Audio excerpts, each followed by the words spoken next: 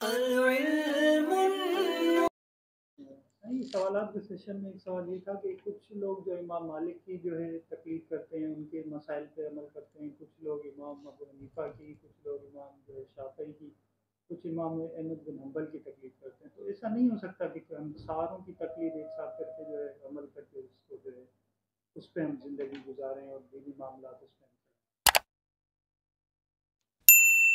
کریں؟ ظاہر ایسے ممکن تو نہیں ہے نا۔ اب آپ شروع سے دیکھیں نا، ایسے تو کوئی کل یہ سوال بھی کر سکتا ہے کہ اللہ تعالیٰ تعالیٰ نے جو ہے نا زبور کو بھی اتارا، تورات کو بھی، انجیل کو بھی، قرآن کو بھی اتارا،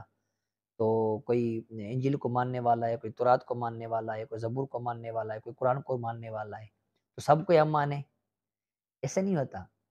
اصل مسئلہ یہ ہوتا ہے کہ جو کتابوں کو میں نے بیان کی نا، تو ہر کتاب کا ایک دور تھا، ہر نبی کا ایک دور تھا، ان کی امت کا ایک دور تھا۔ جب اگلی کتاب آئی تو پچھلی کتاب کے احکام اللہ پاک نے منسوخ کر دیے نا،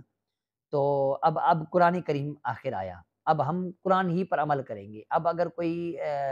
نجات چاہتا ہے نا، تو کوئی یہودی عیسائی ہو یا کوئی بھی ہو، اگر نجات چاہتا ہے تو قرآن پر عمل کرے گا وہ، کیونکہ قرآن اللہ کی آخری کتاب ہے جس کے اندر اللہ تبارک و تعالیٰ نے ہم کو حکم دیا ہے کہ اس پر ہی جو ہے نا اب انحصار ہے، یعنی اگر کوئی نجات چاہتا ہے تو اللہ پاک نے اعلان فرما دیا کہ اللہ کے نزدیک جو ہے نا وہ صرف دین اسلام ہی ہے، ٹھیک ہے نا،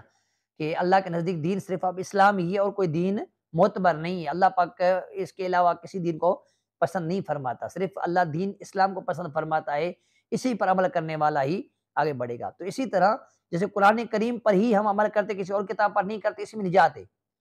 اب قرآن کریم میں اور احادیث مبارکہ پر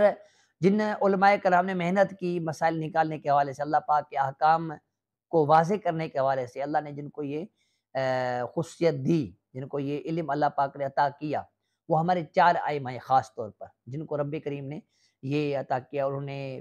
قرآن کریم پر نظر کی تو عبارت النص، اشارت النص، اقداء النص، دلالت النص، عام، خاص، مشترک، مؤول، جو ابحاث ہیں، ان تمام کے لحاظ سے انہوں نے قرآن میں نظر کی اور احادیث میں نظر کی، تمام علوم کے لحاظ سے انہوں نے دیکھا اور مسائل امت کے نکالے، ہم پر احسان کیا۔ اب ظاہر ہے کہ ان کے مراتب ہیں نا آپس میں، تو اب ہر امام نے اپنے لحاظ سے کوشش کی، ان مسائل کو جو شریعت نے اصول بنائے اس کے مطابق انہوں نے کوشش کی، تو یہ ہمارے پاس چار ائمہ آئے، امام اعظم ابو حنیفہ، امام ادریس شافعی رحمۃ اللہ علیہ، امام مالک، امام احمد بن حنبل رحمۃ اللہ علیہ، جن سے چار جو ہے نا فقہ کے مذہب بنے، فقہ حنفی، فقہ جو ہے شافعی، فقہ حنبلی، فقہ مالکی، تو یہ چار بنے۔ اب مسئلہ یہ ہے کہ ہر ایک کا جو منہج انداز ہے، طریقہ کار ہے نا، وہ الگ الگ ہے۔ ایک حدیث پاک پر عمل کرنے کے لحاظ سے ایک امام کسی چیز کو حلال قرار دیتا ہے، ٹھیک ہے، اور دوسرے حدیث پاک کے لحاظ سے دوسرا امام اس چیز کو حرام قرار دیتا ہے، ٹھیک ہے۔ اب اگر انسان نفس کا پیروکار ہوگا، وہ کیا کرے گا کہ وہ کام کبھی کرے گا، دل چاہے گا، کبھی نہیں کرے گا۔ اگر کرے گا تو کہے گا میں اس امام کی تقلید کر رہا ہوں، نہیں کرے گا تو کرے گا اس کے امام کی تقلید کر رہا ہوں، یہ تو ایک مذہب بن جائے گا۔ اس لیے ہم کو حکم یہ ہے کہ ہم کسی ایک امام کی اقتداء کریں، سب کی اقتداء نہ کریں، یعنی اگر ہم سب کی اقتداء کریں گے نا تو دین اسلام کے جو اسلوب ایک منہج ہے وہ نہیں رہے گا۔ یعنی جیسے آپ سمجھو کہ اللہ پاک نے ہم کو حکم دیا کہ ہم اس طرح منہ کر کے نماز پڑھیں، کعبے کی طرف منہ کر کے نماز پڑھیں، ٹھیک ہے، اور اگر کوئی بندہ کہیں ایسی جگہ پر جاتا ہے جہاں پر اس کو قبلے کا پتہ نہیں ہے، ٹھیک ہے، اب وہ بندہ اگر طاری کر کے ادھر منہ کرتا ہے، نماز ایک رکعت پڑھتا ہے، پھر یہاں اس کا دل جمتا ہے، یہاں نماز پڑھتا ہے، وہاں دل جمتا ہے، وہاں نماز پڑھتا ہے، وہاں دل جمتا ہے، وہاں نماز پڑھتا ہے، اس چار رکعتیں چار طرف منہ کر کے نماز پڑھتا ہے، اس کی نماز ہو جائے گی، جبکہ اس کو یقین ہو کہ ادھر قبلہ ہے۔ اب اس پر کوئی قیاس کرتے ہوئے کہے نہیں یار اللہ نے یہاں کا حکم دیا چلو میں ادھر آگے نماز کروں، کیونکہ وہ تو چاروں طرف ہو رہی نماز تو میری بھی چاروں طرف ہو جائے گی، اب نہیں ہوگی اس کی۔ کیوں؟ کیونکہ جب اس کو کعبے کا پتہ ہے تو اسی کی طرف منہ کر کے نماز پڑھیں، اس پر واجب ہے، ٹھیک ہے، اور وہ جو ہے تحریک کرنے والا جب وہ ایک رکعت پڑھ رہا ہے اس کا یقین ہو کہ میرا اس طرف جو ہے قبلہ ہے اور اس طرف منہ کر کے میں پڑھ رہا ہوں، اب قبلے کی سمت اگر اس کا رائے چینج ہوئی تو وہ چینج کر سکتا ہے۔ اسی طرح جب ایک بندے کو اپنے امام پر وثوق ہے کہ میرا امام جو ہے یہ ہے، اس کے مسائل جو ہے پر میں عمل کروں گا، کیونکہ جس امام اعظم کے بارے میں آپ کو نے بتایا کہ امام اعظم نے فقہ کو وضع کیا، فقہ کے مسائل کو آپ نے مدون کیا، لکھا، قرآن کریم حدیث سے نکالا۔ امام شافعی نے اپنے لحاظ سے محنت کی۔ اب ایک حدیث پاک ہے، کچھ صحابہ کرام نے کوئی کام دیکھا نبی پاک علیہ السلام کا، اور ان صحابہ کرام نے اس بات کو آگے بیان کر دیا اس مسئلے کو امام شافعی نے لیا کہ صحابہ کرام نے یہ بات بیان کی ہے، لہذا ہم اس پر عمل کرتے ہیں، ٹھیک ہے۔ اب وہ مثال کے طور رفع یدین کی بات کر لیں، امام شافعی نے حکم دیا، بھائی اب رفع یدین کرنے کا حکم امام شافعی نے دیا، کیوں دیا؟ کیونکہ ان کے پاس وہ روایات ہے جس میں صحابہ کرام نے نبی پاک علیہ السلام کو رفع یدین کرتے ہوئے دیکھا، تو ان کے پاس یہ روایت انہوں نے عمل کر لیا، اور امام اعظم رحمۃ اللہ علیہ نے جو کیا کیا، رفع یدین نہ کرنے کا حکم دیا۔ وجہ کیا تھی؟ وجہ یہ تھی کہ ان کے پاس وہ روایت آئی کہ نبی پاک علیہ السلام نے رفع یدین کرنے کے بعد اس کو ترک کر دیا تھا، جو صحابہ کرام ثبوت سے یہ بات ثابت ہے، تو انہوں نے یہ بات پر عمل کیا۔ اب وہ رفع یدین کر رہے ہیں شوافے، کیونکہ ان کے پاس دلیل ہے، اور یہ نہیں کر رہے ان کے پاس دلیل ہے، تو بقول آپ کے اگر بندہ کہے میں ہر ایک پر عمل کروں، کبھی رفع یدین کرے گا کبھی نہیں کرے گا۔ کسی امام کا مسئلہ کہ ہاتھ باندھ کر نماز پڑھے، کسی کا کھول کر نماز پڑھے، تو یہ کبھی باندھ کر نماز پڑھے گا کبھی کھول کر، تو لوگ اس میں بنیں گے یہ کیسا بندہ ہے، یہ کیسا دین ہے، کبھی کیا عمل کوئی کر رہا ہے کبھی کوئی کر رہا ہے۔ اچھا نماز پڑھ رہے ہیں سارے جماعت کے ساتھ، اب ایک نماز پڑھ رہے سارے جو ہے نا ہاتھ باندھ کے کھڑے ہوئے، یہ صحیح لگ رہا ہے؟ یا یوں لگ رہا ہے کہ کچھ ہاتھ کھڑے لٹکائے ہوئے ہیں، کچھ باندھے ہوئے ہیں، کچھ رفع یدین کر رہے کچھ نہیں کر رہے، اچھا تو نہیں لگے گا۔ تو یعنی یہ شرعی طور پر بھی جائز نہیں ہے۔ اسی طرح ایک عام آپ کو مثال دیتا ہوں، آپ کا کام یہ ہے کہ آپ مسئلہ مجھ سے پوچھیں، جب آپ مجھ پر بھروسہ کر اعتماد کرتے ہیں نا، یا کسی مفتی سے آپ نے مسئلہ پوچھا،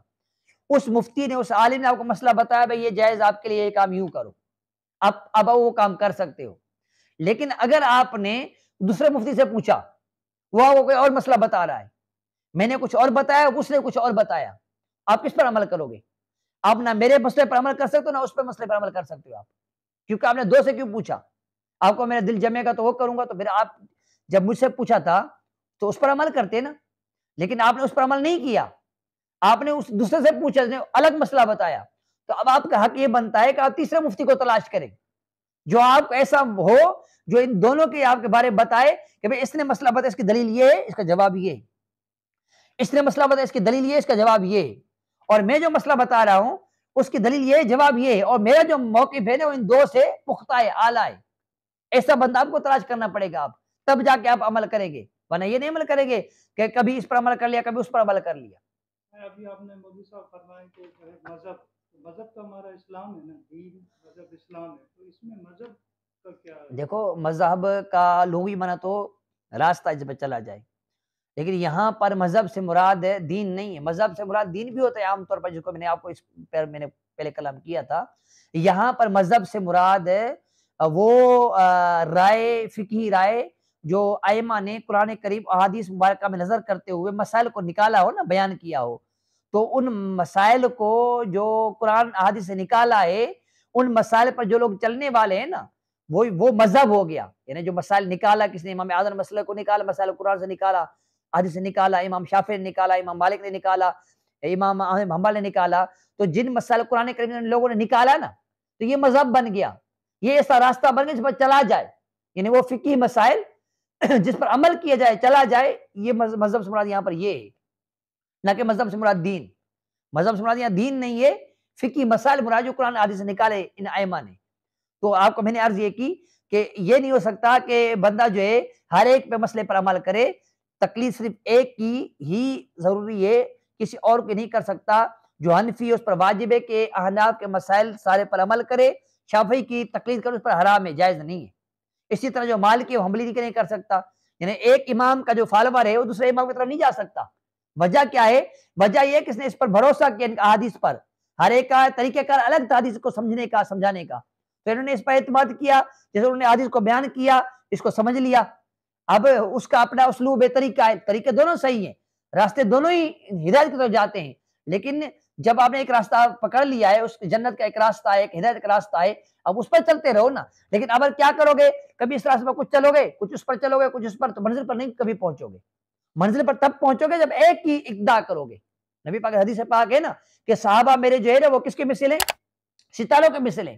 جس کی بھی تقلید کرو گے، جس کی بھی اتباع کرو گے، ہدایت پاؤ گے۔ تو مانو تو سب کو، لیکن اتباع کسی ایک کی کرو گے تو کامیاب ہوگے، ہاتھ کسی ایک کا پکڑو گے تو کامیاب ہوں گے، رستہ کو ایک پکڑو گے تو کامیاب ہوں گے، ہر رستے پر جاؤ گے تو کسی منزل پر پہنچو گے کبھی نہیں. تو اس لیے ہم سب پر عمل نہیں کر سکتے، ہم صرف کسی ایک پر عمل کریں گے. بات سمجھ آئی؟